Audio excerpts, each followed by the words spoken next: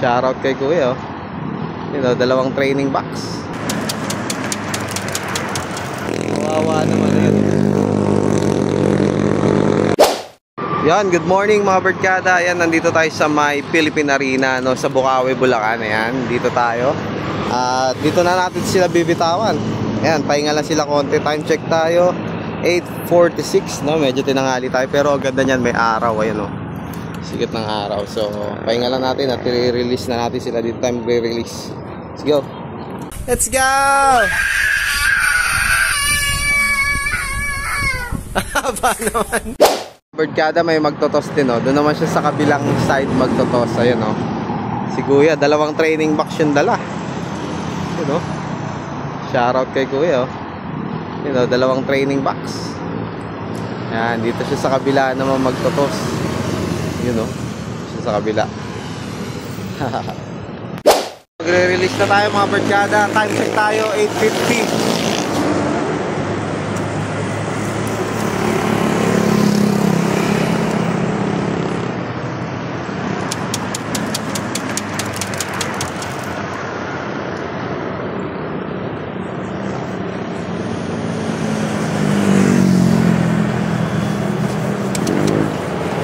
Sila. Tingnan natin kung may babaklas, no? Mukhang wala namang babaklas. Malayo-layo na to mga Birdgada. Nasa 8 kilometers na to sa amin yata, o 9. Ayan. Medyo mainit na rin, kaya medyo hihingalin sila, no? Ayan, pero kayang-kaya na nila yan.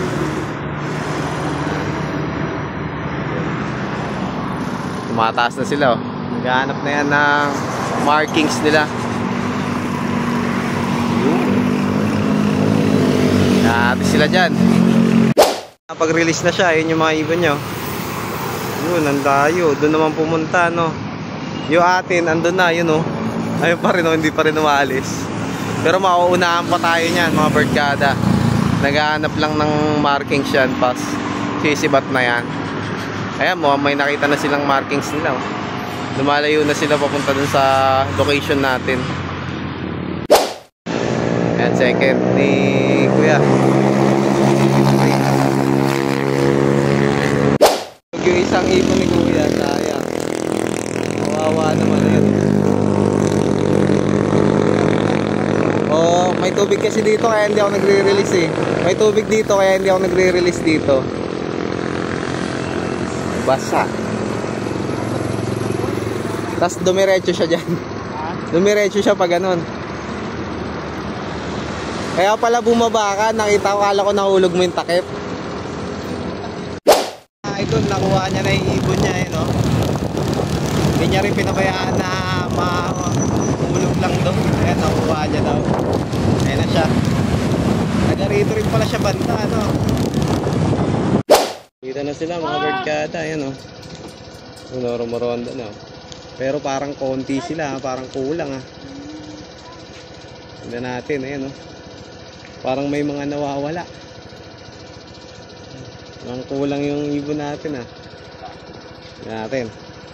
Kadarating ko lang din, kadarating lang din nila. Tinitingnan natin sila sa CCTV.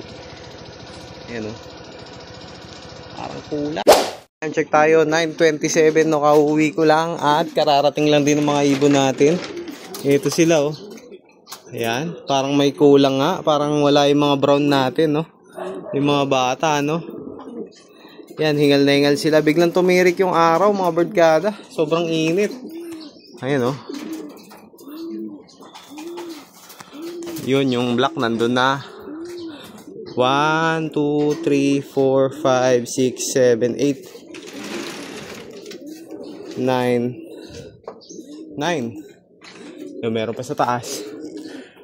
Ayun, yung dalawang bata. 10, 11. Ayan, nasa loob na sila. Pasok, pasok, pasok. Pasok, pasok. Ayan, nakasabay naman yung dalawang bata. Ayos. Pasok, pasok, pasok. Pasok, pasok, pasok. Hindi sila naiwan. Ayan.